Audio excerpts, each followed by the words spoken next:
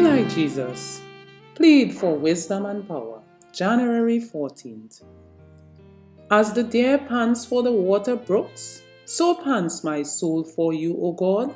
My soul thirsts for God, for the living God. Psalms 42, 1 and 2. Those who at Pentecost were endued with power from on high were not thereby freed from further temptation and trial. As they witnessed for truth and righteousness, they were repeatedly assailed by the enemy of all truth, who sought to rob them of their Christian experience. They were compelled to strive with all their God-given powers to reach the measure of the stature of men and women in Christ. Daily they prayed for fresh supplies of grace that they might reach higher and still higher toward perfection. Under the Holy Spirit's working, even the weakest, by exercising faith in God, learn to improve their entrusted powers to become sanctified, refined, and ennobled. As in humility they submitted to the molding influence of the Holy Spirit, they received of the fullness of the Godhead and were fashioned in the likeness of the divine.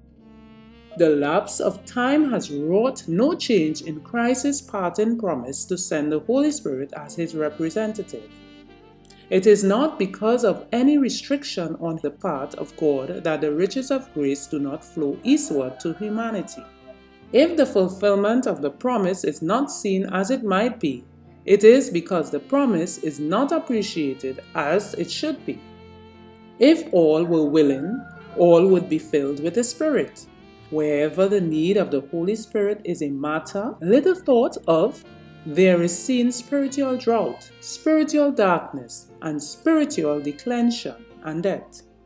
Whenever minor matters occupy the attention, the divine power which is necessary for the growth and prosperity of the church, and which would bring all other blessings in its train, is lacking, though offered in infinite plenitude. Companies of Christian workers should gather to ask for special help, for heavenly wisdom, that they may know how to plan and execute wisely. Especially should they pray that God will baptize his chosen ambassadors in mission fields with a rich measure of his Spirit. The presence of the Spirit with God's workers will give the proclamation of truth a power that not all the honor or glory of the world could give. The Acts of the Apostles 49-51 from To Be Like Jesus, page 21.